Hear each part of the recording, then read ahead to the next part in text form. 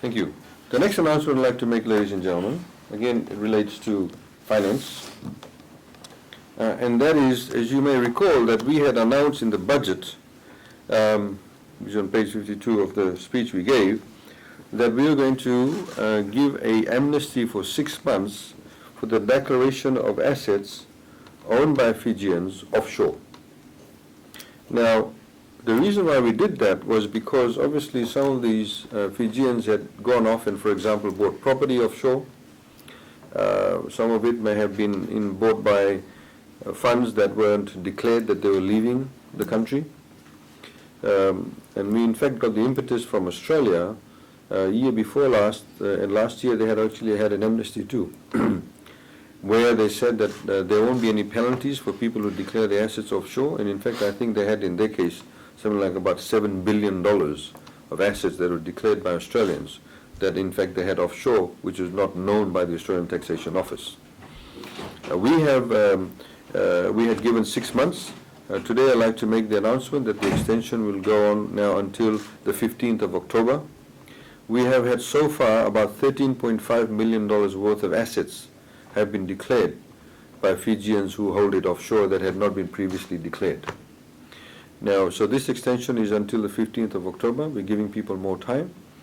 A lot more people are finding the will now to come forward and declare these assets. But I'd also like to make an announcement that any declaration of assets will not incur any penalties as has been stated in the budget. Any declaration of assets will not incur any fines or any charges. I'd also like to make it clear that any declaration of any assets will not raise any assessable income from that. What I mean by that, so for example, if somebody owns a flat in downtown Auckland, they bought 3 years ago and they're renting it out, if they declare that, we're not going to say, okay, you need to pay us income tax on that amount of money that you've earned. So we're going to go back and say, well, you bought it in 2011, in 2012 you earned $80,000 rent from it, you have to pay 20% or whatever it is of that as tax. We are saying that we are also giving amnesty on that. It's only assessable income on any income derived from those assets going forward. So this will also enable people to actually declare the assets so they know that they're not necessarily be caught in a bind. So if I'm owning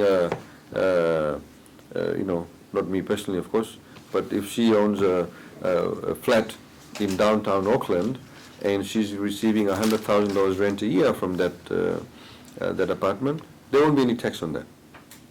But from 2016, as soon as you declare this year, there will be any going forward, and there'll be taxes on that, on income derived. So it makes it a lot easier for people. So I want to assure all those people who have assets offshore, please feel free to come forward and declare your assets. If you don't and we discover, there will be very, very heavy penalties. So this is an amnesty period where you can declare all your assets offshore.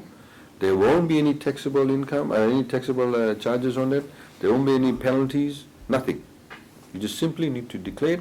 Only going forward will there be any, what do you call chargeable income will be assigned to that. So that, ladies and gentlemen, is the announcement we'd like to make. There will obviously be a practice note that will be issued by FIRCA that will set out very clearly, so everybody will be assured that no penalties, etc., will be assessed on that. It obviously applies to Fijian citizens who have assets offshore. It does not apply to Fijian residents.